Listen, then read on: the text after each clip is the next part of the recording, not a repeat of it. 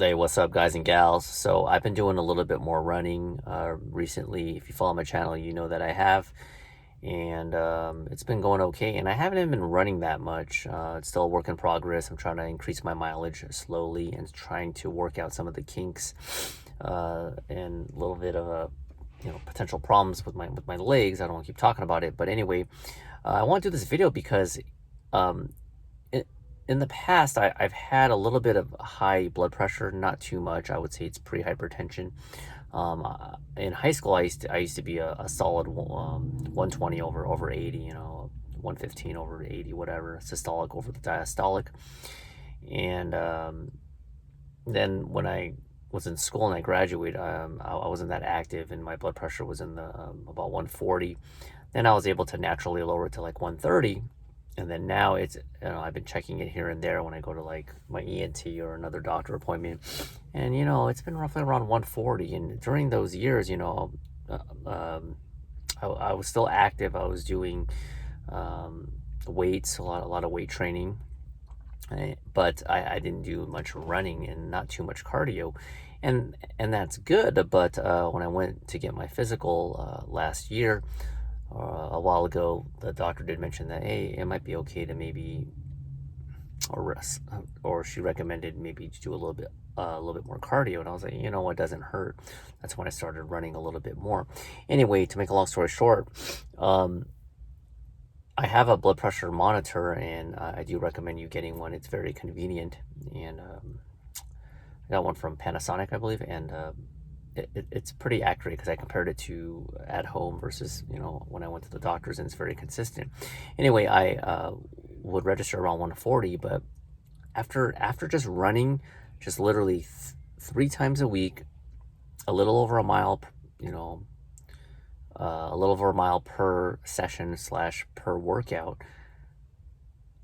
the health benefits of my blood pressure getting lowered is just tremendous. It literally, I was very, very shocked because after, even with all these years in health and fitness, I never really checked my blood pressure, immediately after running, or even a day or two after. And I've been doing that, and it was at 140 before, and then all of a sudden, bam, it literally went to like 120, 125 over 82, and my resting pulse is getting even better. I'm usually around 60, 65 beats per minute. Average is like 60 to 100. A very, very high elite athlete, like a cyclist, Lance Armstrong, etc., etc., Michael Phelps, are probably like 40 beats per minute. But even that, I'm like below 60 now, and I'm noticing that my cardiovascular is better, in addition to my blood pressure lowering. Now, obviously, if you run once and then you stop running, eventually there's a chance that your blood pressure is gonna, creep it back up. But the point, that's kind of counterintuitive. The point is to keep active, keep running. I'm still gonna weight train, but why not incorporate aerobic exercise with anaerobic exercise, which is anaerobic respiration is basically short bursts of energy, which is more in tune with the weight training, more associated with weight training, and aerobic is more cardiovascular based, cycling, swimming, running, etc., etc. So even if you don't have high blood pressure, of course, running is good. Now, I understand everyone's circumstances are different. You might be wondering why not just do something more low impact, and you can 100% do that. Swimming, cycling, just get the body moving. I like to run personally because it's the only cardiovascular exercise other than swimming, but we don't have access to a pool all the time, that gets my heart rate up, and it's very challenging, and it can be a little bit monotonous at times. But I will say that once you kind of get over that hump, it is getting a little bit, I won't say fun.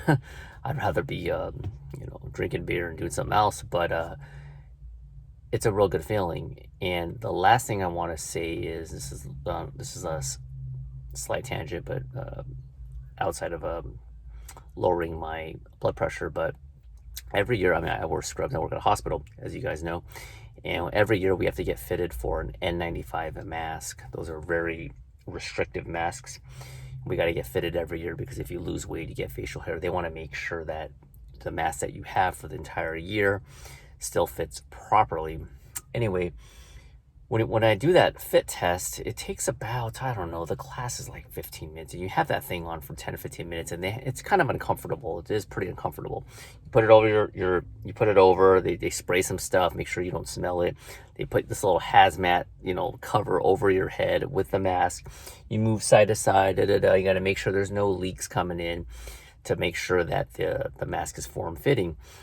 Why do I bring this up? What does this have to do with running? Well, I noticed, and it's not placebo, I noticed that in the past, when I didn't do as much running, when I do the mask fitting, I'd have a harder time breathing. Now, I'm fine. I'm still considered probably a higher, in a top percentile, being that I'm in my 40s compared to other people, but there's always room for improvement. Anyway, when I put it on, now that I've been running a little bit more, I wasn't gasping for air as much. Now they're always going to have that with an N95 because the amount of CO2, carbon monoxide, breathing in, breathing out is going to be less and less. So that's why you're not supposed to wear it for extended periods of time, despite what the CDC and other people say. But yeah, it's just interesting. I noticed it. I was putting it on, and I was just like, oh god, I got to wear this dumb mask. I'm dreading it. And then all of a sudden, it wasn't that bad, and I said, this has to be from the running. So that's my 2 cents. If you can't run, you have joint pain, or you absolutely hate it, don't do it. You want to do something that's semi-enjoyable to you. Maybe it is running, maybe it's cycling, maybe it's swimming, maybe it's dance class. You just want to do something that gets the body moving, and it's going to increase your metabolism. Hopefully you'll make better food choices, because if you last thing I want to say, if you made this far, if you eat bad and then you go running, your body will tell you, and you'll pay the price. And that should be enough motivation for you not to eat like crap, because it's easy to eat crap and then sit on the couch because there's no punishment. If you eat like crap, even the next day, and then you go running, you're gonna throw it up. You're gonna feel really bad, and that's kind of what you want. It's kind of like if you drink a lot. If you notice that, if you do a lot of, I don't do it anymore, but if you party too much and you binge drink, and then next thing you know, you're praying to the white porcelain god, aka the toilet, and you say to yourself, "Oh, I'm never gonna drink again." That's because it's a lesson that your body's telling you. So, anyways, 7 minutes into this video, that's it. Thanks for watching. I just wanted to point that out. Running, the blood pressure just boom, it just dropped it immediately. And I'm gonna just keep it up, and if my feet get in order, then there's no stopping me. I mean, age is just a number the way I see it. I don't care.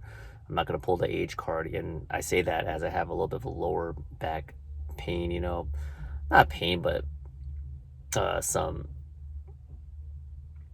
stiffness, I guess you'd call it. But it's good. I'll put some CBD oil on it, and I should be good. And that's it. Thanks for watching. Comments, questions, always welcome. I'll talk to you in the next one. Bye.